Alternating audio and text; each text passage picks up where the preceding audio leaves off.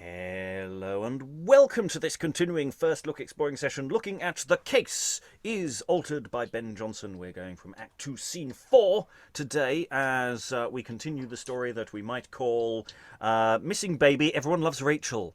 That's basically actually that's wrong, Missing Babies. There's at least two potentially misplaced children of various people, and everybody fancies Rachael. The character within the play, it should be added at this point. As I say, we've done one session. We found lots to commend it. We certainly enjoyed the joys of onion. I think we all and indeed there was a little bit of cheese to go with it as well. So that's a good combination that I think we can all enjoy. Let's see where this particular Ben Jonson comedy is going. Reading today, Onion and Christophero is... Hi, I'm Eric and I have layers. Reading Angelo, Camillo, Aurelia and Valentine today is... Rachael, having an identity crisis on the East Coast. Reading Martino, Pacue and Phoenixella is... Hello, I'm Helen Good. I'm a historian in Hull. Reading Juniper, Chamont and Finio is... Helen, and I'm intending to have a large gin later. Reading Sebastian, Messenger, Francisco and Jaques is... Sarah Blake, actor, writer and director in Germany. And reading Balthasar, Maximilian, Rachael and Count is... Hello, my name is Lynn. I'm a college writing teacher. I live on the West Coast. We're talking about the United States here, just so you know. And I'm your host, Robert Crighton. I'll be reading stage directions and or anyone else I've forgotten to put in. We are a little tight for doubling, but we think we're okay this session. It was a little chaotic last time, but everything hopefully should not involve people doing silly voices, he said. Fingers crossed. Without further ado, let's dive into Act 2, Scene 4. Enter Onion, Juniper, Valentine, Sebastian, Balthasar, Martino, etc. Come on, your faith. Let's do some exercise or other, my hearts. Fetch the hills. Exit Martino. Fellow Juniper, wilt thou play? I cannot resolve you. 'Tis as I am fitted with ingenuity, quantity, or quality of the cudgel. How dost thou bastinado the poor cudgel with terms? Oh, Ingle, I have the phrases, man, and the anagrams and the epitaphs, fitting the mystery of the noble science. I'll be hanged that you were not misbegotten of some fencer. Sir Valentine, you can resolve me now. Have they their masters of defence in other countries, as we have here in Italy? Oh, Lord, aye. Especially they in Utopia. There they perform their prizes and challenges with as great ceremony as the Italian, or any nation else. Indeed. How is the manner of it, for God's love, good Valentine? Ingle, I prithee make recourse unto us. We are thy friends and familiars, sweet Ingle. Why thus, sir? God have mercy, good Valentine. Nay, go on. Silentium bonus socius ocean. Onion is... Good fellow Onion, be not so ingenious and turbulent. So, sir, and how? How, sweet Ingle? Marry, first they are brought to the public theatre. What? Have they theatres there? Theatres, aye, and plays too, both tragedy and comedy, and set forth with as much state as can be imagined. Oh, God, so a man is nobody till he's travelled. And how are their plays? As ours are? Extemporal. Oh no, all premeditated things, and some of them very good, i' faith. My master used to visit them often when he was there. Why, how? Are they in place where any man may see them? Aye, in the common theatres, I tell you. But the sport is at a new play, to observe the sway and variety of opinion that passeth it. A man shall have such a confused mixture of judgment poured out in the throng there, as ridiculous as laughter itself. One says he likes not the writing, another likes not the plot, another not the playing, and sometimes a fellow, that comes not there past once in 5 years, at a parliament time or so, will be as deep mired in censuring as the best, and swear by God's foot he would never stir his foot to see 100 such as that is.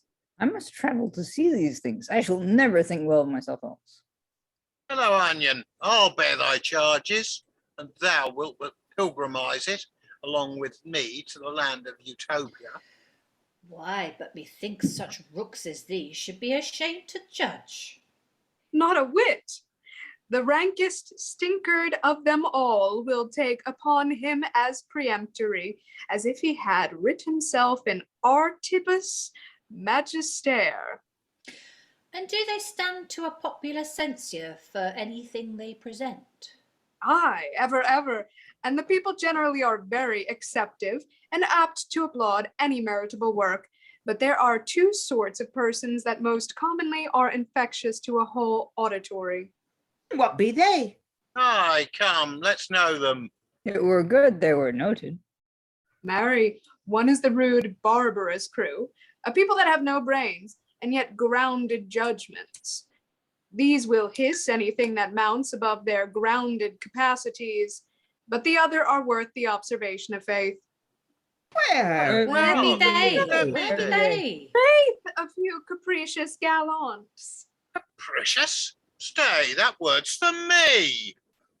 And they have taken such a habit of dislike in all things that they will approve nothing, be it never so conceited or elaborate, but sit dispersed, making faces and spitting, wagging their upright ears and cry, filthy, filthy, simply uttering their own condition and using their wide countenances instead of eyes to turn the good aspects of all that shall sit near them from what they behold. And we'll just pause before someone enters to enact some kind of physical action, just to play on this comment on English theatre, which is basically what's going on here. It's just, and more importantly, theatre audiences. You know, there are some people in the audiences, they don't get anything. They'll just hiss and they're just rubbish. There are some really intelligent people. They're and you can just sort of them over. You know, you can imagine how this. And I just love the way that some of those little bits are put together and played with. You know, when everyone gets to so, where be they? Where be they? It's very nice. And there are some people who just cry filthy, filthy, apparently. I don't know if that's a literal thing or not. But yeah, Utopia. That's England, that is, I assume. These foreigners talking about us. So yeah, that's basically a little interlude on the nature of the theatre world of the time. Yeah. And any time, perhaps. Alan. Yeah, one thing on a different topic, and it's a question for Dictionary Corner. Juniper seems to use the word ingle quite a lot, and it's not one I'm familiar with the meaning of. I think it's just Lynn. I think it's a kind of endearment. Mm. Little So, like does that corruption seem of right, Helen? uncle, maybe. Didn't we have Ningle at some point? I think we Ningle? did. Hang on. I thought we did. I think it's Inglefell, short for Inglefellow from Inglenook. Ah, right. It's someone you sit with, Mate. you know. Chum. Yeah, I think. I haven't looked it up, but No, that I'm was just having a little look now. It's just bosom friend. Right. It's Intimate just friend. I always hate it when I read words that I just don't understand, which is why I dislike the chunks of Latin we seem to get occasionally. Yes, unless they're sort of explained by context. Or you know. Rachael, I'm only pausing here briefly, by the way, people. We will move on because it's not.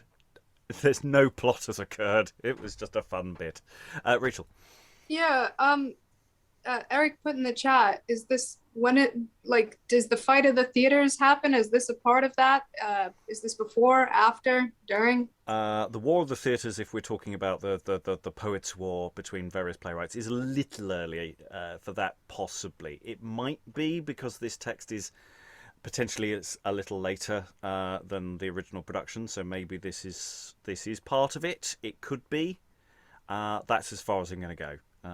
There might be elements to that. Ben Jonson certainly throws some shade around in the early 17th century, and other people throw some shade back, and I'm sure it hurt nobody's box office.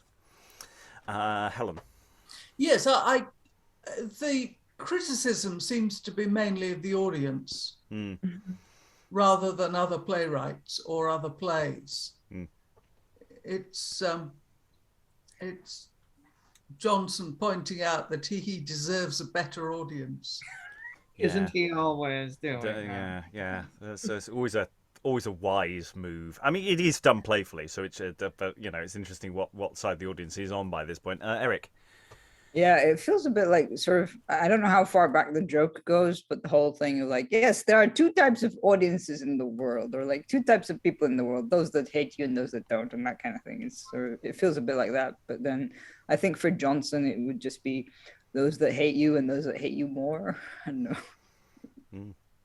Anyway, we've had some bants while Martino went off to get some weaponry, and so we rejoin the scene now as Martino enters with cudgels. Oh, that's well said. Lay them down. Come, sirs. Who plays? Fellow Juniper, Sebastian, Balthasar. Somebody pick them up. Come. Ingle? Valentine? Not I, sir. I profess it not. Sebastian? Balthasar. Who? I? Come, but one bout. I'll give them the faith. Why, here's Martino. Alas, he did not play a wit man. That's all one. No more could you in statro Publius. Martino, play with him. Every man has his beginning and conduction. Will you not hurt me, fellow onion? Hurt thee? No, and I do. Put me among pot herbs and chop me to pieces. Come on. By your favour, sweet bullies, give them room. Back, so Martino, do not look so thin upon the matter. And a fight occurs. Ha! Well played. Fall over to my leg now. So to your guard again. Excellent. To my head now. Now make home your blow. Spread on me. Make it home. Good. Good again. Why, how now, Peter? God, so Onion has caught a bruise. Coraggio, be not capricious, what? Capricious? No, I scorned to be capricious for a scratch. Martino must have another bout. Come. No, play no more, play no more. Well, it is nothing a Philip had devised, fellow Juniper. Prithee, let me get a plant in. I'd rather play with one that had skill by half. By my troth, fellow onion, 'twas against my will. Nay, that's not so. 'Twas against my head. But come, we'll have one about more. Not a stroke.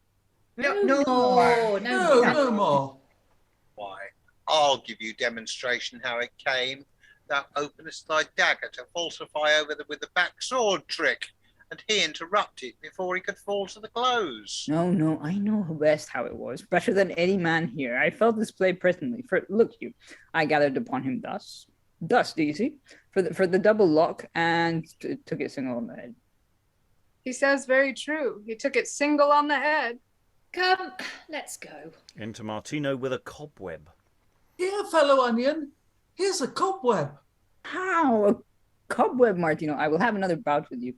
Swoons, do you first break my head and then give me a plaster and scorn? Come, to it. I will have a bout. God's my witness.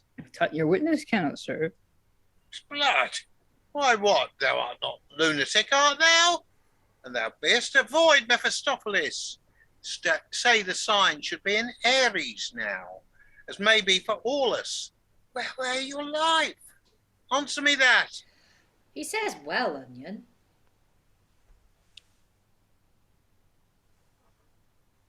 Indeed, does he? Come, you're a foolish naturalist. Go, get the white of an egg and a little flax, and close the breech of the head. It's the most conductible thing that can be.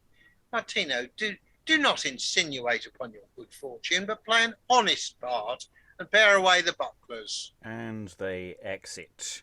So it seems to me that Onion got a massive blow to the head and is possibly concussed, but still wanting to fight. And everyone else is going, no, man, look, you're bleeding everywhere. Stop. And they're trying to bandage him up. And he's going, no, I'll fight another bout. It's fine. I can see perfectly. I'll fight all three of you. There's only one person standing in front of him. It's that. I didn't hit him. Hmm? I really didn't mean to hit him. No. I didn't want to fight. No. They made me. No, exactly.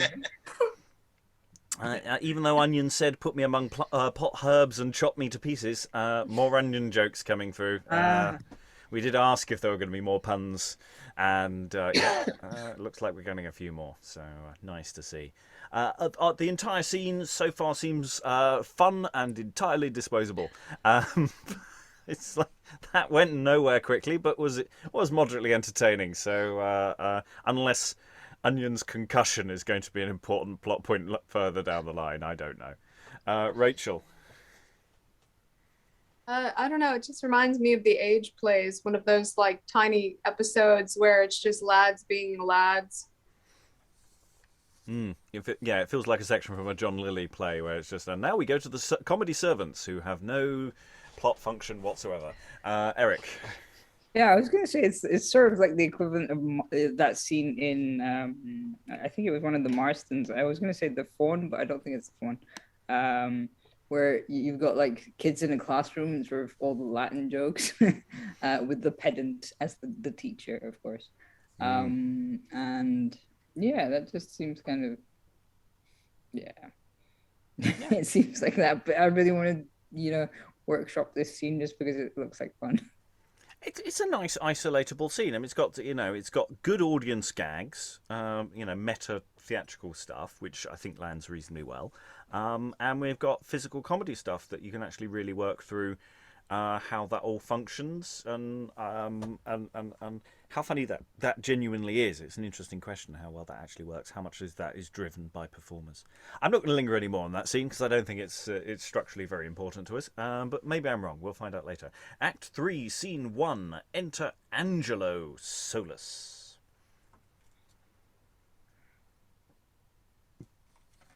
My young and simple friend, Paolo Farnese, bound me with mighty solemn conjurations to be true to him in his love to Rachael, and to solicit his remembrance still. I, in his enforced absence, much have faith, true to my friend in cases of affection, in women's cases. What a jest it is!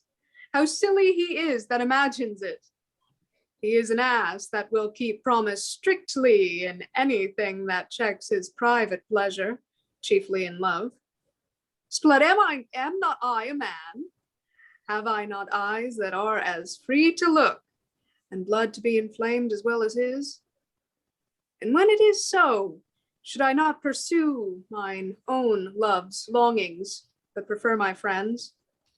Aye, 'tis a good fool do so. Hang me then, because I swore? Alas, who does not know that lovers' perjuries are ridiculous? Have at thee, Rachael. I'll go court her sure, for now I know her father's abroad. And enter Jaques. Blood, see, he's here. Oh, what damned luck is thus? This superb Gifford, this labor's lost. I must by no means see him. Tau, derry. And exit Angelo. Mischief and hell! What? Is this man a spirit? Haunts he my house's ghost, still at my door? He has been at my door, he has been in my dear door. Pray God my gold may be safe. Enter Christophero. God's pity, here's another! Rachael! Oh, Rachael! God save you, honest father. Rachael! God's light come to me! Rachael! Rachael! Exit Jaques. How in God's name, what ails he? This is strange. He loves his daughter so. I'll lay my life that he's afraid, having been now abroad. I come to seek her love unlawfully. Enter Jaques. 'Tis safe, 'tis safe. They have not robbed my treasure. Let it not seem offensive to you, sir. Sir? God's my life, sir. Sir? Call me sir? Good father, hear me. Oh, you are most welcome, sir. I meant almost. And would your worship speak? Would you abase yourself to speak to me? 'Tis no abasing per Gifford, father. My intent is to do further honor to you, sir, than only speak, which is to be your son. My gold is in his nostrils. He has smelt it. Break breast, break heart, fall on the earth my entrails with this same bursting admiration. Oh, he knows my gold. He knows of all my treasure. How do you know, sir? Whereby do you guess? At what, sir? What is it you mean? I ask, and please your gentle worship, how you know. I mean, how I should make your worship know that I have nothing to give with my poor daughter. I have nothing. The very air, bounteous to every man, is scant to me, sir. I do think, good father, you are but poor. He thinks so, hark. But thinks so, he thinks not so. He knows of all my treasure. And exit Jaques. Poor man, he's so overjoyed to hear his daughter may be past his hopes bestowed that betwixt fear and hope, if I mean simply, he is thus passionate. And re-enter Jaques. Yet all is safe within. Is none without. Nobody breaks my walls. What say you, father? Shall I have your daughter? I have no dowry to bestow upon her. I do expect none, father. That is well. Then I beseech your worship, make no question of that you wish. 'Tis too much favour to me. I'll leave him now to give his passion's breath, which being settled, I will fetch his daughter. I shall but move too much to speak now to him. And exit Christophero. So he is gone. Would all were dead and gone that I might live with my dear gold alone. And enter Count Farnese. Here is the poor old man. Out of my soul another! Comes he hither? Be not dismayed, old man. I come to cheer you. To me, by heaven! Turn ribs to brass, turn voice into a trumpet to rattle out the battles of my thoughts. One comes to hold me talk while t'other robs me. Exit Jaques again. He has forgot me, sure. What should this mean? He fears authority, and my want of wife will take his daughter from him to defame her. He that hath naught on earth but one poor daughter may take this ecstasy of care to keep her. Re-enter Jaques. Yet 'tis safe. They mean not to use force, but fawning coming. I shall easily know by his next question if he think me rich. Whom see I? My good lord? Stand up, good father. I call thee not good father for thy age, but that I gladly wish to be thy son in honored marriage with thy beauteous daughter. Oh, so, this is for gold. Now it is sure this is my daughter's neatness makes them believe me rich. No, my good lord, I'll tell you all, how my poor hapless daughter got that attire she wears from top to toe. Why, father, that is nothing. Oh, yes, my good my lord. Indeed, it is not. Nay, sweet lord, pardon me. Do not dissemble. Hear your poor beadsman speak. 'Tis requisite that I, so huge a beggar, make account of things that pass my calling. She was born to enjoy nothing underneath the sun, but that, if she had more than other beggars, she should be envied. I will tell you then how she had all she wears. Her warm shoes, God wot, a kind maid gave her, seeing her go barefoot in a cold frosty morning. God requite her. Her homely stockings. Mother, I'll hear no more. Thou movest too much with thy too curious answer for thy daughter, that doth deserve 1,000 times as much. I'll be thy son-in-law, and she shall wear the attire of a countess. Oh, good my lord, mock not the poor. Remembers not your lordship that poverty is the precious gift of God, as well as riches? Tread upon me rather than mock my poorness. Rise, I say. When I mock poorness, then heaven make me poor. And exit Jaques, which is lucky because due to an accident of doubling. Re-enter enter messenger. See, here's the Count Farnese. I will tell him the hapless accident of his brave son, that he may seek the sooner to redeem him. God save your lordship. You are right welcome, sir. Would I brought such news as might deserve it. What? Bring you me ill news? 'Tis ill, my lord. Yet such as usual chance of war affords, and for which all men are prepared that use it, and those that use it not but in their friends, or in their children. Ill news of my son, my dear and only son, I'll lay my soul. Ah, me accursed. Thought of his death wound me, and report of it will kill me quite. 'Tis not so ill, my lord. How then? He's taken prisoner. That's all. That's enough, enough. I set my thoughts on love, on servile love. Forget my virtuous wife. Feel not the dangers, the bands and wounds of mine own flesh and blood, and therein am a madman, therein plagued with the most just affliction under heaven.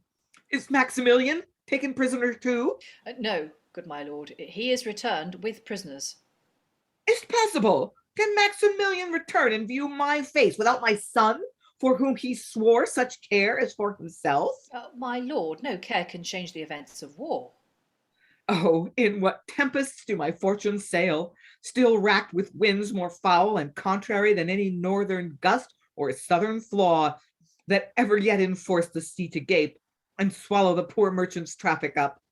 First in Vicenza lost I my first son, next here in Milan my most dear loved lady, and now my Paolo, prisoner to the French, which last being printed on my other griefs doth make so huge a volume that my breast cannot contain them. But this is my love. I must make love to Rachael. Heaven hath thrown this vengeance on me most deservedly, were it for naught but wronging of my steward.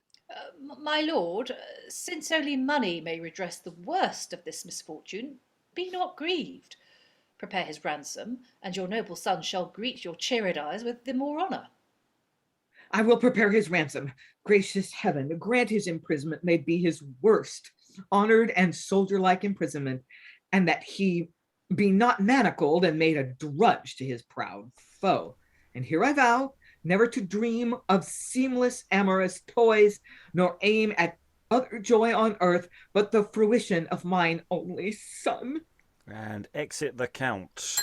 Okay, quite a lot of interesting things happened there, most of which were involving the game of Jaques having to constantly check his gold was still there due to extreme paranoia. The fact that everyone's coming there wanting to woo his daughter and he's just going, really? Or are you really after my gold? Though I mustn't mention the gold because you mustn't hear about the gold.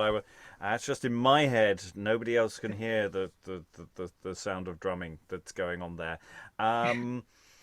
Yeah, and this just constant popping back in and out, and it's quite fun. Everyone's trying to woo Rachael, and yeah, the paranoia game that's big here, and of course, you know, when the Count comes in and Jaques feels the need to explain why she has the clothes she's got.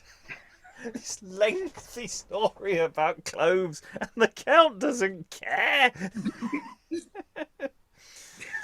I'm just going, yeah, so, right, you know, oh, bless. The paranoia of people. Alan, then Eric. I suspect a very large chunk of Jaques' speeches there should be flagged as being asides.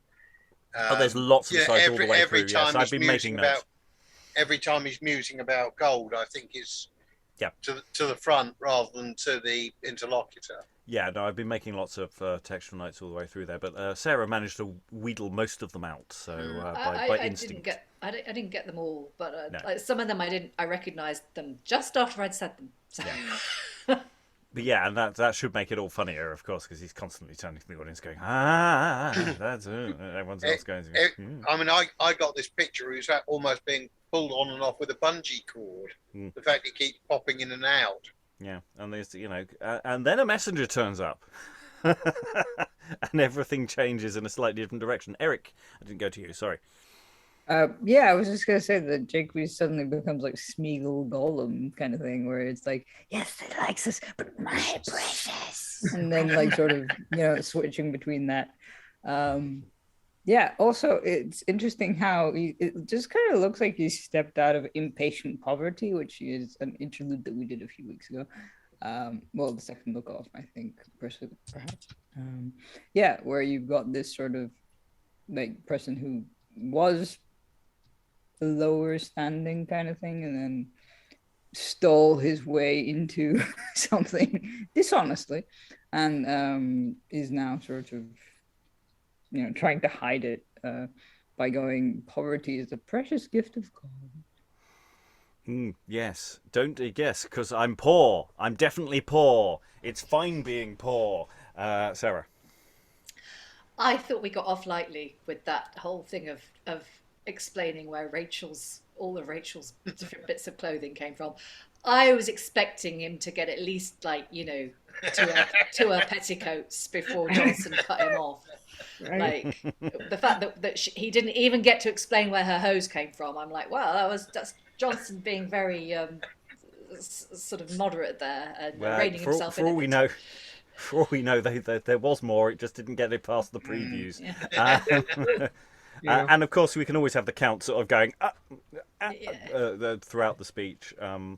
And as I say, then we get this messenger and bad news that Paolo has been captured by the French. But it's not Paolo. Mm? It's Camillo. What? No, it's Paolo has been captured by the French, hasn't it?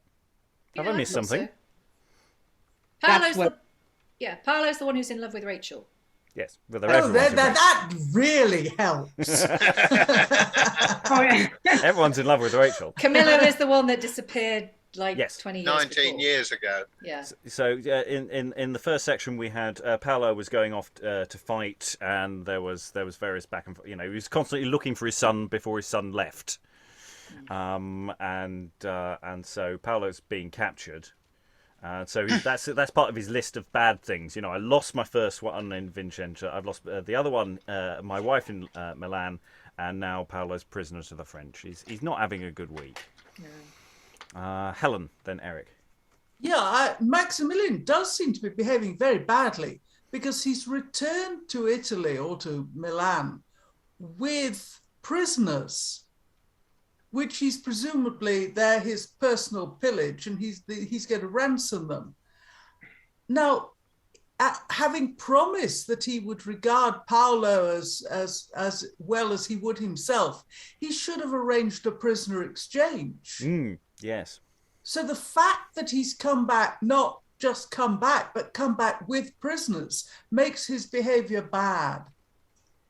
Not a good guy, this Maximilian. Eric. Yeah, I was about the count and the messenger. I was just going to say that I like how it sort of, yes, my first wife died, and my first son died, and then Paolo is now prisoner to the French, so I have to make most of Rachel. Yeah, I mean, that leap was kind of a bit, yeah. I've just got written in the margin, that's quite a sudden U-turn here. Of just going, yeah.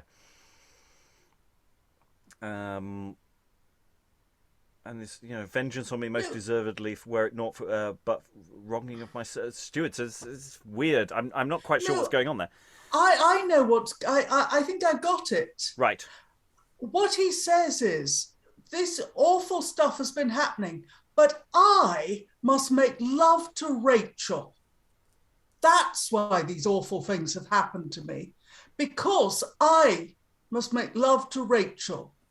And it's most deserved vengeance because I've wronged my steward, who is also wanting to marry Rachael. Ah. So this I must make love to Rachael is self-reproach. I think. I think you're right. That makes sense. And the messenger's going, by the way, sir, it's not that bad. You can just ransom your son. It'll be fine. Just throw some money at the problem. Hope you're not overdrawn or anything. Rachael. I think there is still that comedy there because it seems like even though he's going to prepare the ransom, he says, I will prepare the ransom, not like that he's going to quickly make it. And then after this, he's like, I hope his imprisonment is the worst and the this and the that. And it's like, to what Helen was saying yesterday about the, the heir and the spare, it's like he doesn't even have the heir anymore. So I think he's looking maybe to make a new one, and he might be half writing the one that he already has off. No, I don't think that's where that I think Helen has explicated that very well, and I just missed the point. Sarah. I think these confusions are a reflection on the way Jonson writes. I agree with Helen that it's like, oh, I must make love to Rachael. Oh. Yeah. And then with this, when he says about the worst, grant his imprisonment may be his worst. Like, I really hope this is the worst thing that ever happens to him in his life. Yeah, and that it's not worse that there aren't manacles and being chained to walls and things. Yeah, exactly. That so all it is loss of liberty. Yeah, it's not he's saying, oh, I hope it's the worst thing. I hope it's really bad for him. It's like he's saying, I hope he comes out of this really well and he never goes through anything like this again and it's not that bad. But it is confusing. Like when you're reading it, you have to kind of go back and do a double take. I did anyway, just to check that the meaning, you've got the right meaning because it's ambiguous. Don't make love to Rachael. Focus on my son. Focus on my son. That's where we are. So it's all in performance there, isn't it? There's rather than being absolutely clear. This is the problem when we start getting into text where people. It's a problem with sarcasm and people, and ironies and things like this. It's the same sort of problem where the line is not necessarily quite meaning what it straightforwardly says. Eric. Spin, the problem of spin. Eric. No. Helen, I'll go to Helen. Haven't you previously said, or someone on your behalf, that one of the things that Jonson was famous for was coaching his actors line by line? It has been mentioned, yes. I think Lois brought it up. I may have brought it up as well, but I can't remember. It may or may not be true, of course, but I think it's a reasonable supposition, yes. Eric. Yeah, sorry, I was interrupted, hence why I had that awkward moment. I like to imagine that the sort of imprisonment is kind of like the one in Blackadder, where he's just sort of I can't remember what the instrument of torture was, but he can't move and he just basically throws insults at his captors, mocking them for their outrageous accent. Well, in theory, as I say, a noble prisoner, his captors might be awfully nice to him, and and because they want money. That's the great thing about being rich, is that you don't get killed in battle. If you're poor, then yes, and you lose, you're really screwed. But if you're rich, you'll get ransomed in this nice, tidy way, and the count is standing there just going, yeah, hopefully my son will just have to endure some wine and some hospitality, but no liberty, and hopefully isn't being manacled to a wall or anything. I will stop making love to young women. I will worry about my son. Okay, let's move on to Act 3, Scene 2. I think my favourite stage direction so far. Enter Jaques with his gold and a scuttle full of dung. He's gone. I knew it. This is our hot lover. I will believe them, aye. They may come in like simple wooers, and be arrant thieves, and I know not them. 'Tis not to be told what servile villainies men will do for gold. Oh, it began to have a huge strong smell, with lying so long together in a place. I'll give it vent. It shall have shift enough, and if the devil that envies all goodness have told them of my gold, and where I kept it, I'll set his birding nose once more a work, to smell where I removed it. Here it is. I'll hide and cover it with this horse dung. Who will suppose that such a precious nest is crowned with such a dunghill excrement?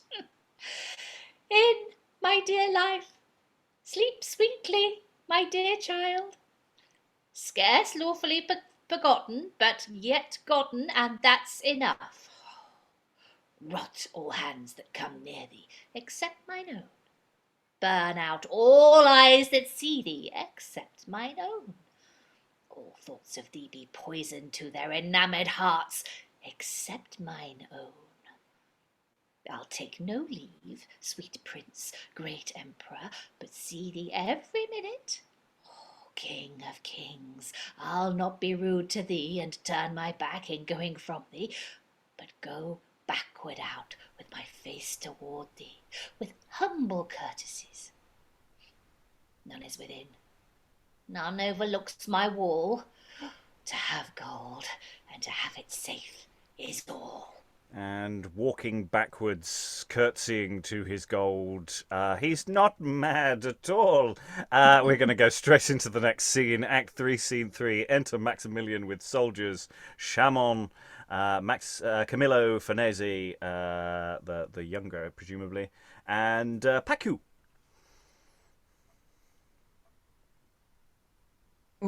Lord Chamont and your valiant friend there, I cannot say welcome to Milan. Your thoughts and that word are not musical, but I can say you are come to Milan. Mon Dieu. Garçon? Gentlemen, I would call an emperor, so you are now my prisoners. I am sorry, marry this. Spit in the face of your fortunes, for your usage shall be honorable. We know it, Signor Maximilian. The fame of all your actions sounds naught else but perfect honor from her swelling cheeks. It shall do still, I assure you, and I will give you reason. There is in this last action, you know, a noble gentleman of your party, a right valiant, semblably prisoner to your general, as your honored selves to me, and whose safety this tongue has given warrant to his honorable father, the Count Farnese. You conceive me? Aye, Signor. Well then, I must tell you your ransoms be to redeem him. What think you? Your answer? Marry, with my lord's leave, here I say, Signor, this free and ample offer you have made agrees well with your honor, but not ours. For I think not but Chamont is a very well, for I think not but Chamont is as well born as is Farnese. Then, if I mistake not, he scorns to have his worth so underpriced that it should need an adjunct in exchange of an equal fortune. Noble Signor, I am a soldier, and I love Chamont. Ere I would bruise his estimation with the least ruin of mine own respect in this vile kind, these legs should rot with irons, this body pine in prison, till the flesh drop from my bones in flakes, like withered leaves in heart of autumn from a stubborn oak. Monsieur Gaspard, I take it so is your name. Misprize me not. I will trample on the heart, on the soul of him that shall say I will wrong you. What I purpose you cannot now know, but you shall know, no doubt to your contentment. Lord Chamont, I will leave you whilst I go in and present myself to the honorable Count. Till my regression, so please you, your noble feet may measure this private, pleasant, and most princely walk. Soldiers, regard them and respect them. Oh, ver bon. Excellent girl. He take my Lord Chamont for Monsieur Gaspard, and Monsieur Gaspard for my Lord Chamont. Oh, this be brave for to make me laugh. Ha, ha, ha. Oh, my heart tickler. Aye, but your lordship knows not what hard fate might have pursued us. Therefore, howsoe'er the changing of our names was necessary, and we must now be careful to maintain this error strongly, which our own device hath thrust into their ignorant conceits. For should we, on the taste of this good fortune, appear ourselves, 'twould both create in them a kind of jealousy, and perchance invert those honorable courses they intend. True, my dear Gaspar, but this hang-by here will, at one time or other, on my soul, discover us. A secret in his mouth is like a wild bird put into a cage, whose door no sooner opens but 'tis out. But, sirrah, if I may but know, thou utterest it. Utters what, monsieur? That he is Jasper Gaspar, and I true Chamont. Ah, pardonnez-moi, for my tongue shall put out the secret, shall breed the canker in my mouth. Speak not so loud, Pacue. For you shall hear, fool, for all your long ear. Regarde, monsieur, you be the Chamont, Chamont be Gaspard. At which point we're about to have the re-entrance of Maximilian and Count Farnese. So, yes, just to recap for everyone who might be a bit confused what's going on here. Maximilian's brought on his prisoners from the other side, one of whom is the aforementioned previously Chamont, who has lost a daughter who's been stolen in the distant past. And with him is someone whose name is Gaspar, though the script may give them a different name for reasons which I wouldn't want to spoil, but which by mentioning his actual name we might have already spoiled. But yes, however, because they're prisoners of Maximilian, they are pretending to be the other way around. So the more senior person is pretending to be the junior person, the junior person is pretending to be a more senior person, prior to the arrival of the Count, etc., who of course is a bit annoyed with Maximilian for not sorting out his son. So these are the potential swappies of any ransom thing for his son, who's far away. His other son, of course, is still missing and is definitely not in the room. Everyone on the same page there. Anyone still confused? Lynn. I talk to myself in the next scene. Do you? Oh, I apologise. Do we want to fix that, or do you want I me will to... have a little think about that, and I'll get back to you in a moment. I'm not in the... Oh, yes, I am. Sorry. Yeah, I think pretty much everyone is, apart from possibly Eric. So we may hand something to Eric. I'll have a little look. Other thoughts? Rachael? I think we have we don't have just one comedy Frenchman. I think we have two comedy Frenchmen in this, which I don't know if maybe I've seen it before, but I've just forgotten. I think we've only got one who's explicitly comic, and the other one just occasionally speaks French. I think I don't think that it quite goes all the way there. Eric, then Rachael again. Yeah, it's interesting. We kind of had this moment of like we're talking about the bingo cards that we usually make, and this one, it's kind of disguised, except they're not disguised as each other. They're just swapping names because obviously the other person doesn't know what they look like. Rachael. Yeah, I meant Jaques, because he's so over the top with like the money and having ran off from the whatever, and then him and Pacue, even if they're not in the same scene.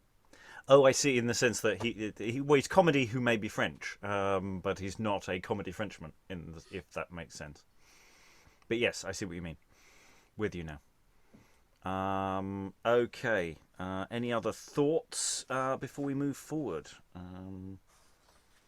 Okay, I'm going to say, Eric, could you read Maximilian from for the rest of the scene, and we'll leave Lynn as the Count. I think that means we can get through this without too much pain. Okay, so to this party, who just asked the comedy Frenchman, of course, don't tell anyone that we're the other way round, because they think he's a bit of a talker. He's a bit of a gossip, or just not intelligent enough not to just blurt it out. So, yeah, I'm sure that won't be played to comic effect. So, enter Count Farnese, Maximilian again, Francisco, Aurelia, Phoenixella, Finio, and I'm sure there'll be other clashes in this quite large cast scene now. Peace. Here comes Maximilian. Oh, but like that's the Count Farnese, that old man. Are those his daughters, Tro? I think they are. Oh, God, the taller is a gallant lady. So are they both, believe me. True, my honorable lord, that Chamont was the father of this man. Oh, that may be, for when I lost my son, this was but young, it seems. Faith, had Camillo lived, he had been much about his years, my lord. He had indeed. Well, speak no more of him. Signor, perceive you the error? 'Twas no good office in us to stretch the remembrance of so dear a loss. Count Farnese, let summer sit in your eye. Look cheerfully, sweet Count. Will you do me the honor to confine this noble spirit within the circle of your arms? Honored Chamont, reach me your valiant hand. I could have wished some happier accident had made the way unto this mutual knowledge, which either of us now must take of other. But sure, it is the pleasure of our fates that we should thus be racked on fortune's wheel. Let us prepare, with steeled patience, to tread on torment with a mind confirmed. Welcome the worst of envy. Noble lord, 'tis thus. I have here in mine honor set this gentleman free without ransom. He is now himself. His valor hath deserved it in the eye of my judgment.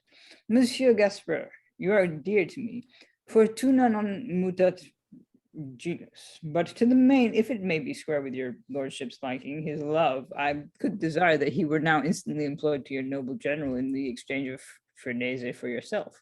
It is the business that requires the tender hand of a friend. And it would be with the more speed effected if he would undertake it. True, my lord. Monsieur Gasper, how stand you affected to this motion? My duty must attend his lordship's will. What says the Lord Chamont? My will doth then approve what these have urged. Why, there is good harmony, good music in this. Monsieur Gasper, you shall protract no time. Only I will give you a bowl of rich wine to the health of your general, another to the success of your journey, and a third to the love of my sword. Exeunt all except for Aurelia and Phoenixella. Why, how now, sister? In a motley muse? Go to, there's somewhat in the wind, I see. Faith, this brown study suits not with your black. Your habit and your thoughts are of two colors. Good faith, methinks that this young Lord Chamont favours my mother. Sister, does he not? A motherly conceit. Oh, blind excuse. Blinder than love himself. Well, sister, well. Cupid has ta'en his stand in both your eyes. The case is altered. And what of that? Nay, nothing but a saint. Another Bridget, one that for a face would put down Vesta, and whose looks doth swim the very sweetest cream of modesty. You to turn tippet.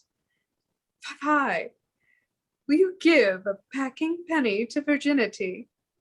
I thought you'd dwell so long in Cypress Isle, you'd worship Madam Venus at the length. But come, the strongest fall, and why not you? Nay, do not frown. Oh, go, you fool. And exit Phoenixella. Well, I may jest or so, but Cupid knows my taking is as bad or worse than hers. Oh, Monsieur Gasper, if thou be'st a man, be not afraid to court me. Do but speak, challenge thy right, and wear it for I swear, till thou arrivedst, ne'er came affection here. Little bit of Star Wars Episode 4 energy there. Some of it's fine, some of it's not. But they don't know that yet, and neither technically should we. So, yeah, I'm sure that's fine. Yeah. I think Sarah put in the chat, the Count cuts Maximilian off. Maximilian goes, "Hug me, my lord!" Hands, I think. Shake hands. Just, yeah, cut him off dead there. But yeah. Yeah, it's fine to fancy who you think is currently Monsieur Gasper, but fancying Lord Chamont, not a good plan. Not a good plan. Possibly.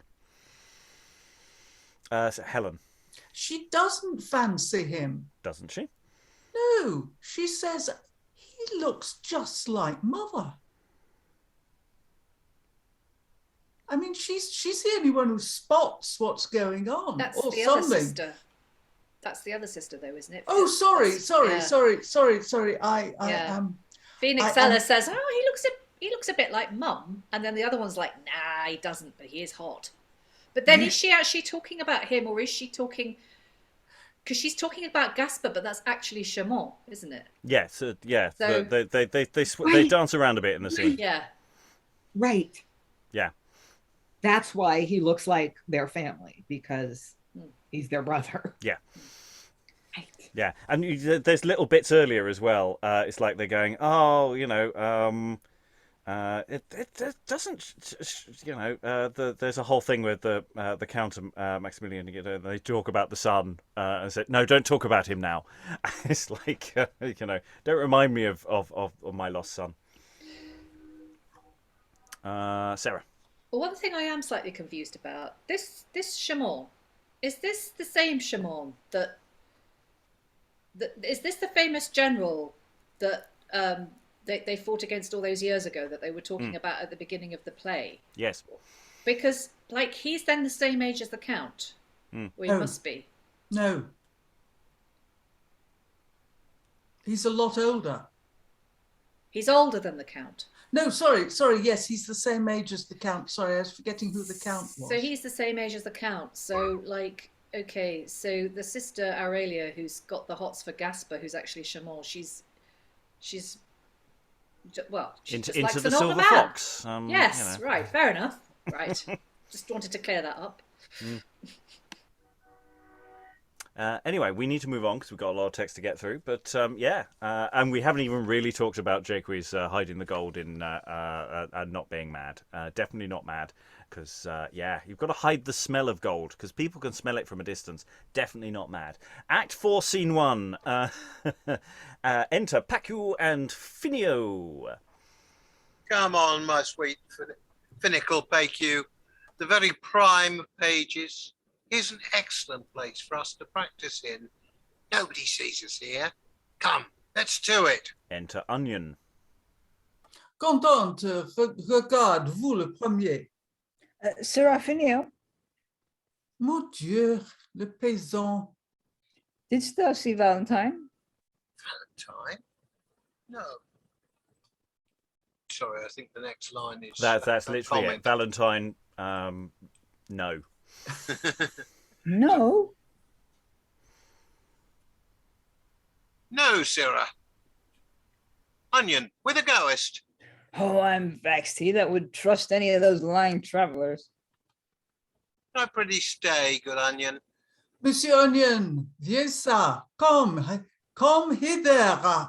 Je vous prie. By God, he has seen 2, 3, 400,000 of your cousins hang. Lend me your hand. Shall pray for know you better. I thank you, good Signor Barlavou. Oh, that we're in another world, in the Ingies or Ingles or somewhere, I might have room to laugh. Ah oui, faut bien stand. You dare now me come. Bonjour, monsieur. Good morrow, good Signor. Bagarre. I'd be much glad for to see you. I return you most kind thanks, sir. How? Splug, this is rare. Nay, shall make you say rare by and by. Regarde, Monsieur Finio. Signor Pacue, Dieu vous garde, Monsieur. God save you, sweet signor. Monsieur Onion is not for bon. Bien. Bean, quoth he. Would I were in debt of a pottle of beans, I could do as much. Welcome, signor. What's next? Oh, here, void de grande admiration. I should meet perchance Monsieur Finio. Monsieur Pacue, Jésus, by God, who think we shall meet here? by this hand, I'm not a little proud of it, sir. This trick is only for the chamber, cannot be done cleverly abroad. Well, what say you for this then, Monsieur? Nay, pray, sir. Par ma foi, vous bien rencontrez. Do you mean, sir? Let your glove alone. Comment? C'est pour la santé? Faith, Santé?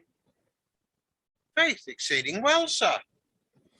Trot be much joy for the hair. And how is it with you, sweet Signor Pacue? Fine, comme vous voyez. Young gentlemen, spirits of blood, if ever you'll taste of a sweet piece of mutton, do Onion a good turn now. Que parle, monsieur? What is't?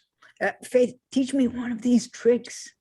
Oh, me shall do presently. Stand you there, you, Signor, there. Myself is here. So, for bien. Now I parle to Monsieur Onion. Onion, parle to you. You speak to me. So, and as you parle, change the bonnet, Monsieur Onion. Monsieur Pacue. Prêt, be couvert. Nay, I beseech you, sir. What do you mean? Pardonnez-moi, it shall be so. Oh God, sir. Not I, in good faith, sir. Oh, by God, you must. It shall be yours. Nay, then you wrong me. Well, and ever I come to be great. You be big enough for the onion already. I mean a great man. Then thou'dst be a monster. Well, God knows what fortune may do. Command me, use me from the soul to the crown and the crown to the soul, meaning not only from the crown of the head and the sole of the foot, but also the foot of the mind and the crowns of the purse. I cannot stay now, young gentlemen, but time was, time is, and time shall be. And exeunt with that quote from Friar Bacon and Friar Bungie. Okay. Everybody's ear sort of twitched there at that moment. I'm sure that scene is hilarious when worked on in great detail, but on a cold read, I can see where some of the jokes live, but that was hard work. Any thoughts, Eric? Is this basically a game of, like, hot potato in this sort of, because like it says as you battle change the bonnet, so like sort of they kind of pass something on, or is that just like no? I think is it they're trying to teach each other how to do that. How do you do, Helen? Yes, I think it's an exercise in French manners. This is how the French say hello, and what you do with the hat. Because bonneting and unbonneting was very important. What you do with the hat and how you tell someone, pray be covered, and all the rest of it. But it's, I mean, the problem is that the text that Pacue has to cope with is not entirely French. There's a fair amount of Italian and other oddments stuck in there. Well, there's sort of odd English bits as well, and Yeah. you Apart from know, the it's English, now yes. I parle to you, Monsieur Onion, Onion prattler to you. So I like prattle, variation on you speaker to me. Yeah, so it's all this sort of, you know,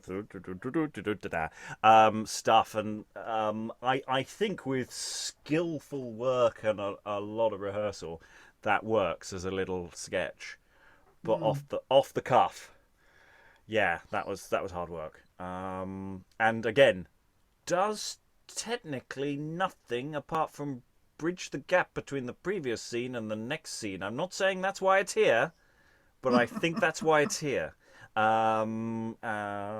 We need, unfortunately, to move on, but I'll go to Rachael briefly, then Alan, and then we'll move. Yeah, the line where it says, "Splud, this is rare, nay, shall make you say rare." Rare in French is strange, and I think it's playing these bilingual jokes, and it does it a little further down with an accent jokes where there's the Pacue says again, "Trot, be much joy for here air." But if you said it in a French accent, it would be "Trot, be much joy for ear ear," like ear ear. I don't know if that's something people say when they clap glasses together in drinks. Alan. Yeah, I mean, it's got the feeling of a three-hander front of tabs number while they change the set behind. Very briefly, Eric. Yeah, no, this feels like something you could make a game of, which is always fun because you can it's sort of like that thing with I can't remember what it's called, where you kind of have to pass on like the claps and stuff. I don't know, just sort of various games that you can extend forever if your set is having trouble changing in the background, or costume changes and all that thing. Also, I did enjoy the pun on soul and crown and crown. I have to say, what it reminded me of was some of the sequences in Waiting for Godot with the hats and the passing the business there of that kind of thing. So I definitely think there's something to be done with that, but I'm not quite sure off the top of my head what it is. Anyway, we're going to move to Act 4, Scene 2, which I suspect will engage us more with plot. Enter Chamont, who's disguised as Gaspar, and Gaspar, who's disguised as Chamont. Sweet Gaspar, I'm sorry we must part, but strong necessity enforces it. Let not the time seem long unto my friend till my return. For by our love I swear, the sacred sphere wherein our souls are knit, I will endeavour to effect this business with all industrious care and happy speed. My lord, these circumstances would come well to one less capable of your desert than I, in whom your merit is confirmed with such authentical and grounded proofs. Well, I will use no more. Gaspar, adieu. Farewell, my honoured lord. Commend me to the lady, my good Gaspar. I had remembered that, had not you urged it. Once more adieu, sweet Gaspar. My good lord. And exit Camillo. Thy virtues are more precious than thy name. Kind gentleman, I would not sell thy love for all the earthly objects that mine eyes have ever tasted. Sure thou art nobly born, however, fortune hath obscured thy birth, for native honour sparkles in thine eyes. How may I bless the time wherein Chamont, my honoured father, did surprise Vincenza, where this, my friend, known by no name, was found, being then a child, and scarce of power to speak, to whom my father gave this name of Gaspar, and as his own respected him to death. Since, when we two have shared our mutual fortunes, with equal spirits, and but death's rude hand, no violence shall dissolve the sacred band. And exit Chamont, who has revealed finally to the audience, though of course we all would have known immediately that Gaspar was too noble to be anything other than a man of royal blood, but has also revealed and clarified, though it probably was actually mentioned earlier, that Chamont is the son of Chamont, and therefore is not a silver fox at all, but a younger chap. So yeah, the plot. Well, I was going to say thickens. It doesn't thicken. It just unravels slightly. Alan. Yeah, so basically we could have a situation that these two are of the same generation or close in age. Yeah.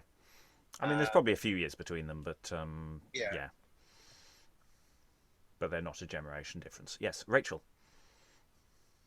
I was just going to say, Chamont sounds like Chamont, charming in French. So his name could when spoken, literally sounds like charming. Prince The Prince Charming. Oh, Okay. Yeah, like that. Yeah. Anyway, we've got another short scene to go through, so we're going to dive straight into it now. A short little clarification scene, as it were. Act 4, Scene 3. Enter Juniper in his shop, singing, and enters to him Onion. So Juniper's singing again, but no indication as to what he's singing this time. oh, Juniper, no more of thy songs and sonnets. Sweet Juniper, no more of thy hymns and madrigals. Thou singest, but I sigh. What's the matter, Peter? Huh? What, in an academy still? Still in sable and black, costly array, huh? Prithee rise, mount, sweet Juniper, for I go down the wind, and yet I puff, for I'm vexed. Huh? Will he vexed? What, intoxicate? Is thy brain in a quintessence, an idea, a metamorphosis, an apology, a rogue? Come, this love feeds upon thee. I see by thy cheeks, and drinks hells of vermilion tears. I see by thine eyes. I confess, Cupid's carouse, he plays supernegulum with my liquor of life. Thou art a goose to be Cupid's gull. Go to. No more of this contemplations and calculations. More not, for Rachel's thine own. For that, let the higher powers work, but sweet Juniper, I'm not sad for her, and yet for her in the second person, or if not yet so in a third. How? Second person? Away. In the crotchets already? Longitude and latitude? What second? What person, huh? Juniper, I'll bewray myself before thee, for thy company is sweet unto me, but I must entreat thy helping hand in the case. No more of the sequity, and of thine own adub genum, upsy freeze, pell-mell. Come, what case? For the case, it may be any man's case as well as mine. Rachael, I mean, but I'll meddle with her anon. In the meantime, Valentine is the man that has wronged me. How? My Ingle wrong thee? Is possible? Your Ingle, hang him, infidel. Well, and if I be not revenged on him, let Peter Onion by the infernal gods be turned into a leek or a scallion. I spake to him for a ditty for this handkerchief. Why, has he not done it? Done it, not a verse by this hand. Oh, idiomus, illibus. Oh, preposterous. Well, come, be blithe. The best inditer of them all is sometimes dull. Fellow Onion, pardon mine Ingle. He as a man has imperfections and declinations, as other men have. His muse sometimes cannot curvet, nor prognosticate and come off as it should. No matter, I'll hammer out a paraphrase for thee myself. No, sweet Juniper, no. Danger doth breed delay. Love makes me choleric. I can bear no longer. Not bear what, my mad meridian slave? Not bear what? Cupid's burden. 'Tis too heavy, too tolerable. And as for the handkerchief and the posy, I will not trouble thee. But if thou wilt go with me to her father's backside, I'll take Jaques' backside and speak for me to Rachael. I will not be ingratitude, and the old man is abroad and all. Art thou sure on't? As sure as sure. Omitted an obligation. Is that part of the sentence? Yeah. Sure will do. Sure will do. That's sure. Sure. Let's away then. Come, we spend time in a vain circumference. Trade. I cashier thee till tomorrow, fellow Onion. For thy sake, I finish this work-a-day. God have mercy, and for thy sake, I'll at any time make a holiday. And they exit. I don't know whether this is plot or just a thematic variation on the main plot again or not. It's nice for Onion to have business. I like Onion. I think Onion, but if Onion's going to come on and complain about how much he's in love and he despairs of properly, getting anywhere and stuff, I want that to actually feed into plot now. I want that to go somewhere.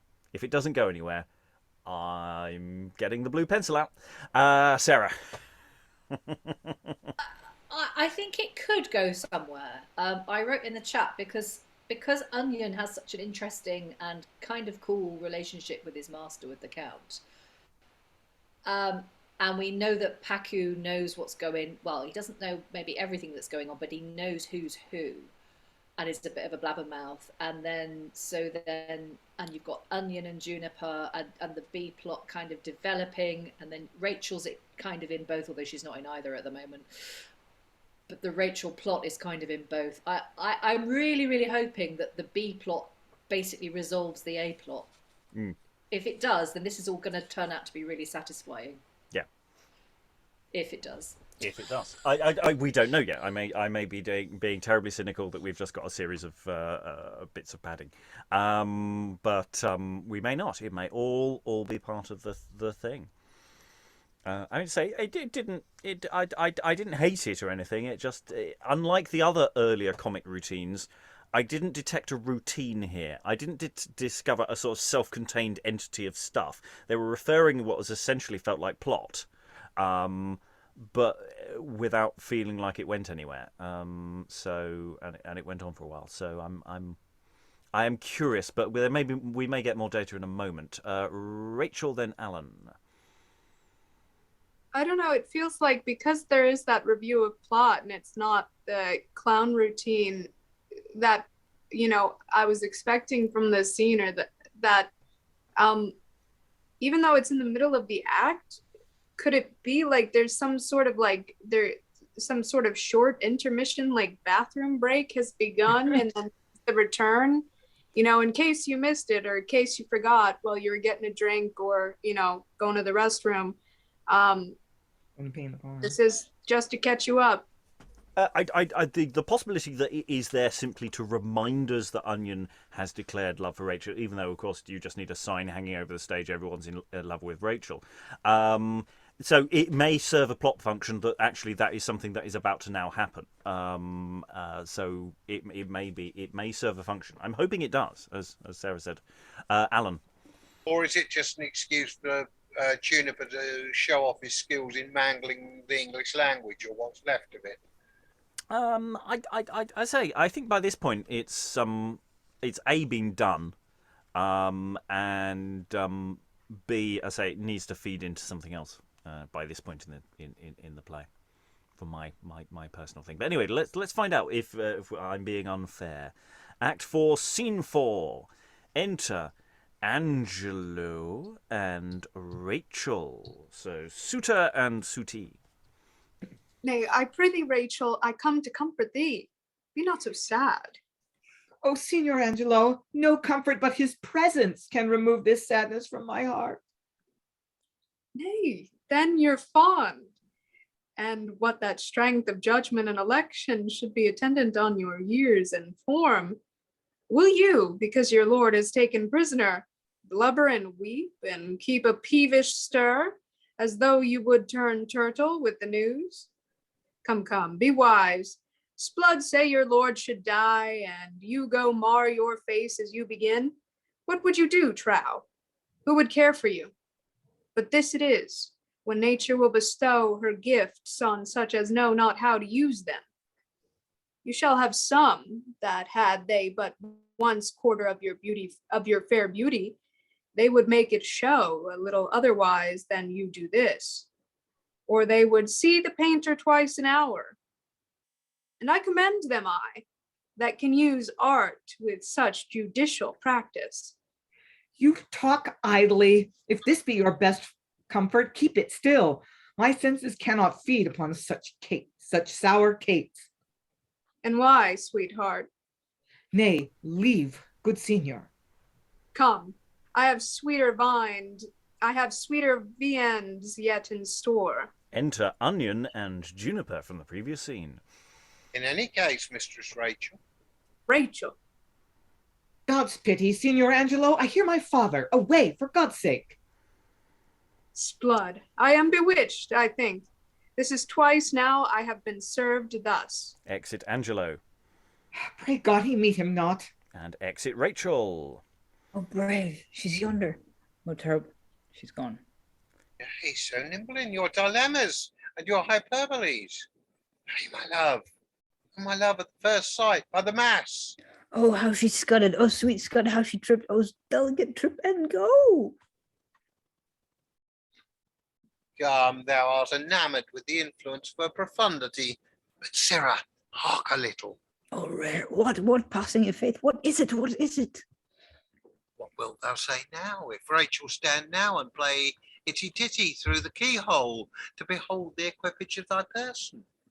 Oh, sweet equipage. Try, good Juniper. Tickle her. Talk. Oh, rare. Mistress Rachael. Watch then if her father come. Rachael, Madonna, Rachael. No. Say I am here. Onion or Peter or so. No, I'll knock. We'll not stand upon horizons and tricks, but fall roundly to the matter. Well said, Juniper. Horizons. Hang 'em. Knock. Who's there? Father? No, and yes, a father, if you'll please to be a mother. Well said, Juniper. To her again. A smack or two or more of the mother. Do you hear, sweet soul, sweet Rudimant, sweet Schmatterville? One word, Melpone, are you at leisure? At leisure? To do what? To do what? To do nothing, but to be liable to the ecstasy of true love's exigent? Or so? You smell my meaning? Smell, filthy fellow Juniper, filthy smell, oh, most odious. Oh, filthy! I filthy by this finger. Smell a rat, smell a pudding. Wait, these tricks are for trolls. A plain wench loves plain dealing. I'll upon her myself smelled, march pain wench. With all my heart. I'll be legitimate and silent as an apple spire. I'll see nothing and say nothing. Sweetheart. Bag pudding.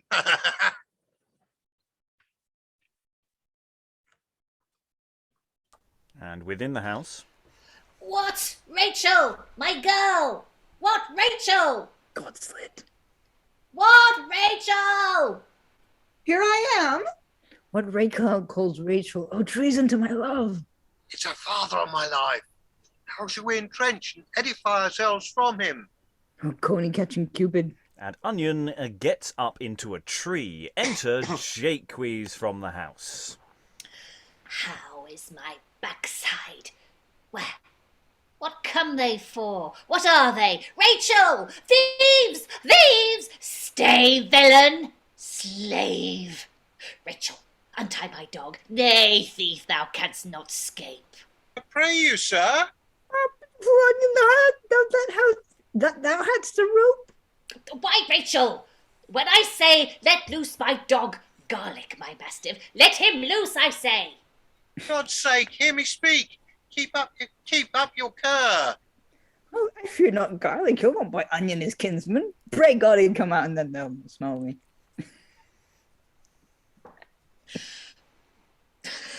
I'm sorry, that was just such a bad joke. I've lost it. I should point out, actually, didn't we predict this joke before we went to record? Yeah.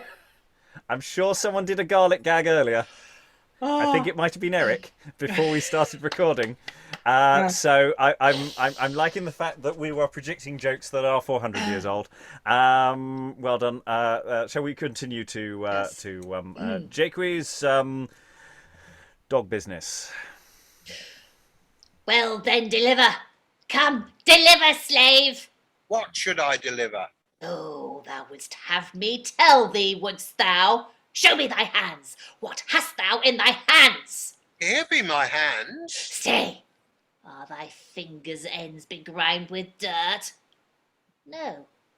Thou hast wiped them. Wiped them?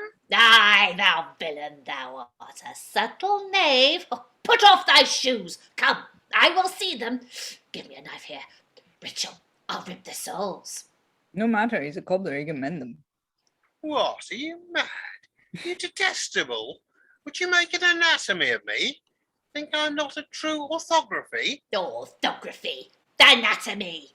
For God's sake, be not so inviolable. I'm no ambuscado. What predicament call you this? Why do you intimate so much? I can feel nothing. Fair lady, but Onion feels something. Soft, sir. You are not yet gone. Shake your legs, come, and your arms. Be brief. Stay. Let me see these drums, these kildekins, these bombard slops. What is it charms them so? Nothing but hair. Oh, that's true. I'd almost forgot this rung. Oh, this hedgehog's nest, this haymow, this bear's skin, this heath, this furze bush. Oh, let me go. You tear my hair. You revolve my brains and understanding. Heart, thou art somewhat eased. Half of my fear hath ta'en his leave of me. The other half still keeps possession in despite of hope, until these amorous eyes caught my fair gold. Dear, I come to thee. Fiend, why art thou not gone? Avoid my soul's vexation. Satan, hence! Why dost thou stare at me? Why dost thou stay? Why paused thou on the ground with thievish eyes? What seest thou there, thou cur? What gapest thou at? Hence from my house! Rachael, send garlic forth. I'm gone, sir. I'm gone. For God's sake, stay. Exit Juniper. Pack! And thank God thou scapest so well away. If I escape this tree, destinies, I defy you. I cannot see by any characters writ on this earth that any felon foot hath ta'en acquaintance with this hallow ground. None sees me. Knees, do homage to your lord. 'Tis safe. 'Tis safe. It lies and sleeps so soundly, 'twould do one good to look on it. If this bliss be given to any man that hath much gold, justly to say, 'tis safe. I say, 'tis safe. Oh, what a heavenly round those two words dance within me and without me. First I think 'em, and then I speak 'em, and then I watch their sound and drink it greedily with both mine eyes, then think, then speak, then drink their sound again, and rack it round about this body's court, these two sweet words, 'tis safe. Stay, I will feed my other senses. Oh, how sweet it smells! Marley, he smells no onion. He being so near it. Oh, down to thy grave again, thou beauteous ghost. Angels, men say, are spirits. Spirits be invisible. Bright angels, are you so? Be you invisible to every eye, save only these. Sleep. I'll not break your rest, though you break mine. Dear saints, adieu, adieu. My feet part from you, but my soul dwells with you. Exit Jaques. Is he gone? Oh, fortune, my friend, and not fortune, my foe, I come down to embrace thee and kiss thy great toe. Enter Juniper. Hello, Onion. Peace out. Fellow Juniper. That's the old Panurgo gone, departed, cosmographed. Huh? Oh, hi, and hark, sir. Shall I tell him? Nah. Nay, be brief and declare. Stand not upon conundrums now. Thou knowest what contagious speeches I have suffered for thy sake, and he should come again and invent me here. He says true, it was for my sake. I will tell him. Sir Juniper, yet I will not. What sayest thou, sweet Onion? And thou hadst smelt the scent of me when I was in the tree, thou wouldst have not said so. But sir, the case is altered with me. My heart has given love a box of the ear, made him kick up his heels in faith. Sayest thou me so, mad Greek? How haps it? How chances it? I cannot hold it, Juniper. Have an eye. Look, have an eye to the door. The old proverb's true. I see gold is but muck. Thank God so, Juniper, to the door, an eye to the main chance. Here, you slave, have an eye. How inexorable, how infallible, how intricate, divine, and superficial fortune. Nay, it will be sufficient anon. Here, look here. Oh, insolent good luck. Oh, how didst thou produce the intelligence of the gold minerals? I'll tell you that anon. Here, make shift, convey, cram. I'll teach you how you shall call for garlic again, in faith. What should we do with all this? We shall never bring it to a consumption. Consumption? Why, we'll be most sumptuously attired, man. With this gold, I'll have 3 or 4 most stigmatical suits presently. I'll go in my footcloth. I'll turn gentleman. So will I. But what badge shall we give? What colours? As for that, let's use the infidelity and commiseration of some heart of arms. He shall give us a gudgeon. A gudgeon? A scutcheon, I would say, man. Scutcheon or gudgeon, all's one. Well, our arms be good enough. Let's look to our legs. Content, we'll be jogging. Rachael, we retire. Garlic, goodbye. Farewell, sweet Jaques. Farewell, sweet Rachael. Sweet dog, adieu. And they exit. And lo, it came to pass, our fears that it was going to, the previous scene was entirely pointless and was going nowhere, is all untrue, because in fact it led directly into this rather delightful comedy business of discovering the gold in the shit while Onion is tied up, is hiding up a tree. That was so much fun. Jaques is not mad. Definitely not mad at all. Not good mad. So much potential stuff. We got the garlic gag. I like that. I wonder whether Onion... there's a lot of non-existent stage directions, but I do wonder at the beginning of the scene, does Onion actually trip and slip into some of the horse manure? Because they have all the stuff about smell, filthy, etc. They don't find the gold then, but it does seem to be that's just to help set some of that up. But yeah, as wooings go, that doesn't go well. But they and it's all this question. It's like Onion's almost infected with the madness of Jaques, because he's going, "Shall I tell him about the money?" Yeah, I'll tell him about it. No. And it's like, yeah, that whole thing. Do you tell anyone if you win the lottery? Or do you keep it secret? What will it do to me, man? We will get lovely clothes. It'll be fabulous. It'll be marvellous. Yeah, it was... I enjoyed it. Thoughts from the room? Who wants to leap in? Rachael! It's just that garlic is spelled with a K, so it just gives that imagery of an overly drooly, sloppy dog who's so happy and licks everybody and jumps up on them. So, the Jaques feels like a tragedy in that play that we were doing last week that has that super long title, and what was the one, the true crime one. Oh, well, A Warning for Fair Women, or the Murder of, etc., yes. Yeah, so I think if you had an overly sloppy, happy dog that just runs up and greets people, and then at the same time you have Jaques going full tragedy with the whip in one hand and the knife in the other. It's some interesting clown business. You just want a tiny yappy dog. I want the smallest dog in the world. It's like, gotta kill. Just little, tiny little dog. Yeah, Eric. I'm just wondering how big this keyhole is, because it's like, look, you can court her through the keyhole, and then obviously there must be a lot of space because they're kind of going, yeah, and the minerals and the sort of the rubies and those things, and ooh, yeah, it just sorry, it was just too much fun. Just really want to do this scene again.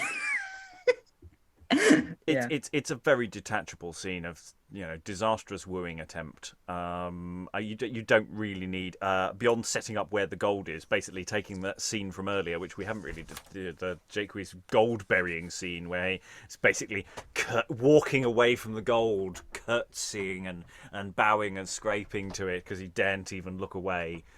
Gold, which he believes has a smell. That's why he's hiding it in excrement, because the gold people will sniff the gold out if he doesn't disguise it with the smell of something horrible. Definitely not mad. Definitely not mad. Just saying. Any other thoughts about this particular scene? We need a tree.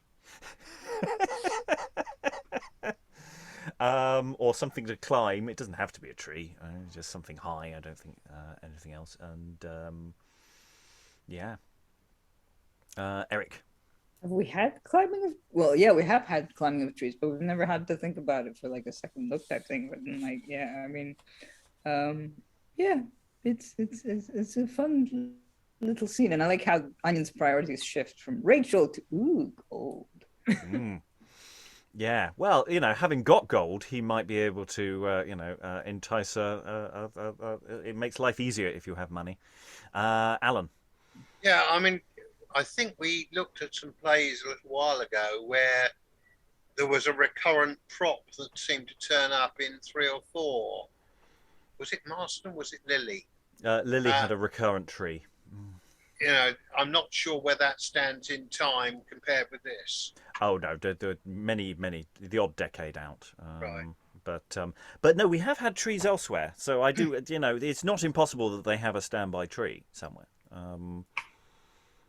Or adjusted gallows, because we various companies have various gallows, and I believe this does pass from different companies during its lifetime. So it's an interesting question as to precisely how that's staged, depending on who's staging it and where.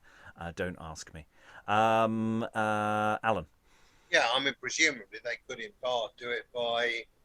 If you've got the conventional layout there with a gallery above, actually shinning up the column between the stage level and the balcony level. Yeah, and can't think of any other play that might have happened in. I can't think of any. Jaques has some lovely frisking business as well. I do, assume the position. I can feel nothing. It's just. I think he does actually. Anyway, Rachael. I love when he takes the knife to the shoes and it's so extreme, and then the next guy says, "It's all right. He's a cobbler. He can fix them." It's just such a good line. Especially, as this bloke's just going for him with a knife, of just going, what are you doing, man? Leave me alone. He's setting a dog on him. He's coming at him with a knife. He's frisking him. And Jaques is just not content. He's not content. And he's, going for his hair and revolving his brains.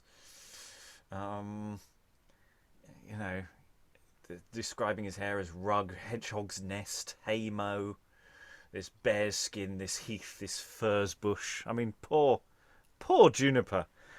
Sarah. Yeah, when I was doing that bit with the hair, I have visions of like between every description, he kind of just pulls out a handful. Like just kind of poor old onion. Yeah. There's some good wordplay. What Rachael calls Rachael. There's very bad jokes. Eric. Yeah, and also what I liked was we got a mention of the title. My case is altered. Yes. That we have had the case. Yes, mention of the title has indeed occurred. I'm sure there'll be more. And we may even talk about where it comes from another time. Right, we're going to go into final thoughts for the session. Lynn, we're 2/3 of the way through the play. I think we're getting a sense of the amount of material that we've got, which we can shape. I think there is a through line. It does seem to be there are plots doing things. But there's also other material that we can snog, marry, or avoid, depending on our individual choices. How's the play landing for you? Well, I was not optimistic when Sarah said she thought she was hoping the B plot would unravel the A plot. I'm like, nah. But now I wonder, because if we have Juniper and Onion flashing their cash, and somebody says, "Where did you get all that money?" And they say, "We found it in some poo." And then Jaques says, "That's my money. That was my money in the poo." And then somebody else says, Wait, I thought you were poor. Where did you get money?" And he has to go, well, I kind of stole it from this French guy that I used to work for. And people were like, wait, you used to work for that French guy? About what time was this? Oh, about 20 years ago. Hey, do you know anything about his daughter who disappeared about the same time? Well, actually, yeah, Rachel's his daughter. Yeah, that was me. So, it could be the money that unravels the whole thing, which, okay, that could happen. I still feel a little like, remember the character of the emperor in the film Amadeus? Too many notes.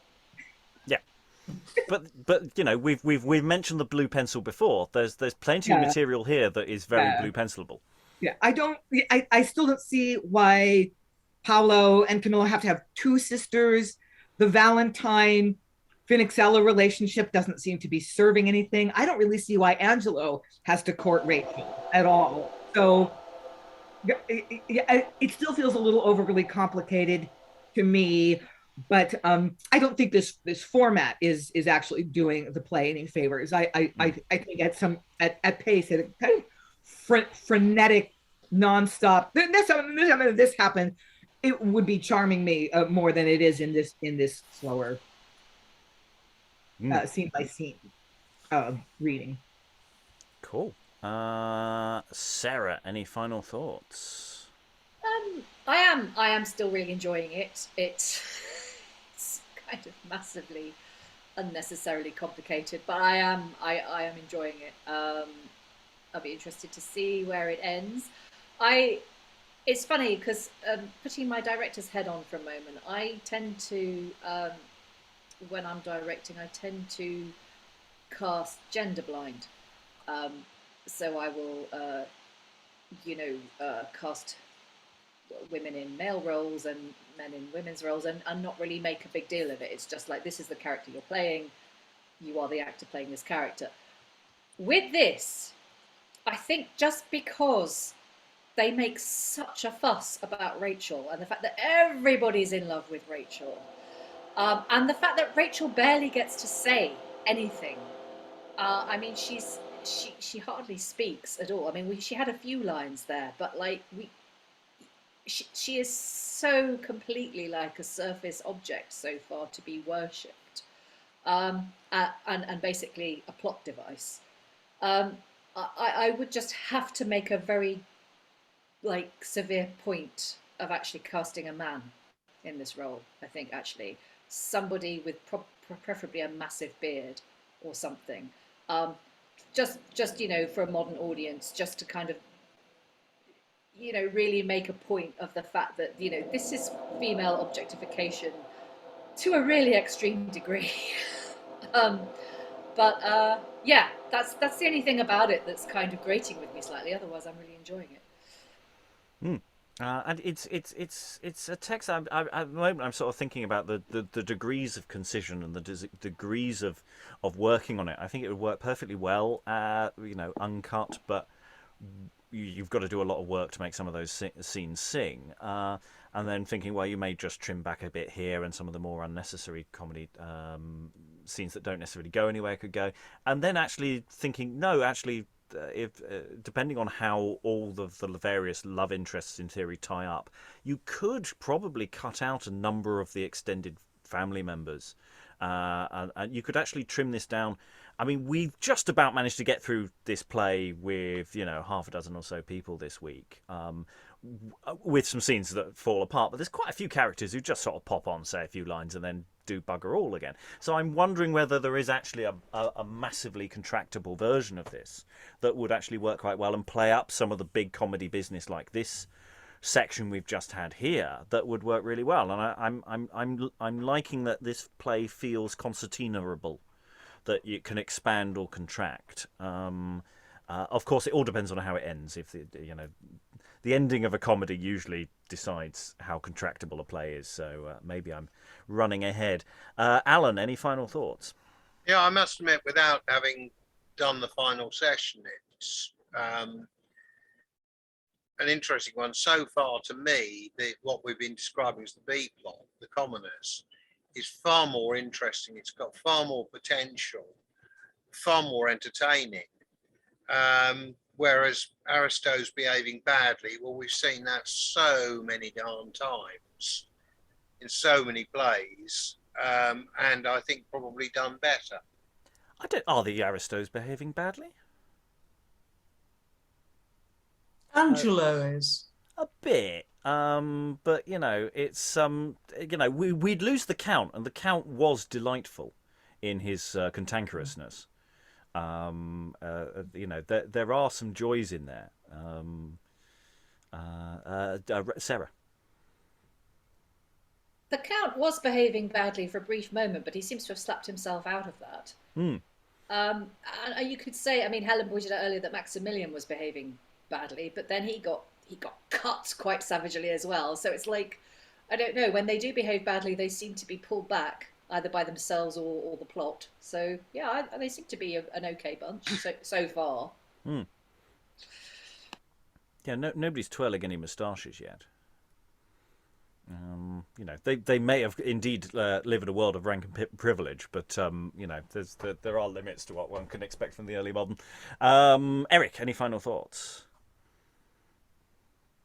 Yeah, I'm enjoying it. It's kind of, I mean, like yesterday I was a bit lost because of the sort of it was a slow burn at the beginning, I feel, but then like sort of I feel like this is Panto-esque almost. It's that kind of vibe where you've got all these asides to the audience, and it's like, shall I tell him? And you can imagine the audience going, tell him, and then sort of no. But also just like that scene of like with the keyhole that we just did was just too funny. Yeah, I enjoyed that. I'm enjoying it at the moment. It's probably going to get a lot worse or something, I don't know, occurs of the final session. But yeah, we'll see. Yeah, I mean, it is thinking back to that opening sort of few pages where there's an awful lot of funny business that doesn't actually advance anything. It took us a long time for the plot to arrive, and it didn't for a long time. And I think that's where you would want to contract a lot. I mean, I wouldn't want to lose it all, because the Juniper opens with singing, and Onion enters, and there's all that back and forth, and that's repeated later on, and I'd like to keep that as a through line. But a lot of that business, even the stuff we enjoyed, I mean, that's the thing, sometimes you have to cut really good stuff to make a production flow. All the stuff about the audiences in English theatre isn't actually important, fun though it is. That might be something we detach and use in a separate show, but actually in a production of this might have to go. I mean, I think there are elements of padding which may be to do with it turning up for performance at Blackfriars where there are intervals. So there may be some bits of padding, not to help move the play along per se, but maybe just to balance out the shape of the show where you put breaks to trim candles in or something like that. That may be why it has its shape. Or that's just the kind of, you needed to create business for certain actors in that company that didn't exist in the original treatment. So there are sort of reasons for why things might be as they are that are not wholly play driven. Rachael, any final thoughts? I think it's a bit of a sausage fest, but we have onion and we have garlic, so we have some seasoning with it. So I've really been enjoying it. I think it's genuinely funny. I like I think you could cut that scene where they're talking about the English theater stuff, because it's not one of those jokes that is really going into the plot. And I think there's other parts of it where you'll get bigger, where there's potential for bigger laughs from an audience. I like Sarah's idea of the gender, of playing with the gender in this. We're not done yet, but I would like this as a second look, because I think it would be fun to come back and revisit. And I think, I don't know, so far this is what I've been here for Jonson's plays of. This is my favorite so far. But we've got a lot more Jonson to go, as it were. To fiddle with. Helen, any final thoughts? Well, yeah, I think this is Onion's play. I mean, not the title is unremarkable. Mm. And I think that it would have been referred to as the Onion play.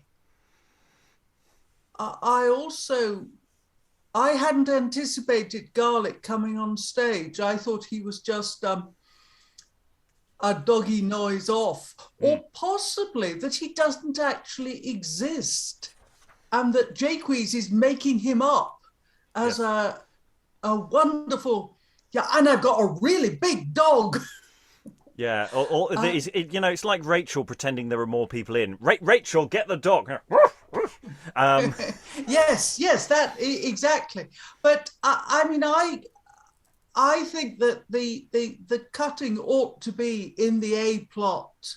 I mean, obviously, apart from the comic Frenchman and the critique of early modern audiences, they can go. But I see this as the play that everybody will say, "Have you seen the Onion play?" I think you need to maintain the Count and his immediate entourage, but there are the various sort of wooers of Rachael who it's a really important question how important they are, and we won't know until we get to the end of the play what is genuinely extraneous and what isn't, and that's as of yet unresolved. But yeah, I think there's lots of options here. I like options. Options make me happy. We've got some good stuff here. I have to say, if I was playing anyone, I have to say Jaques is probably the part I'm quite keen on. Aging up and just going for that. There's just I'm not mad. No. The cheese made me do it. Right. Any final thoughts from the room? I think I've gone around everyone. Right, well, all that remains to thank all these wonderful readers for their wonderful reading. Thank you very much, everyone, and goodbye. Bye. Rachael, untie my dog.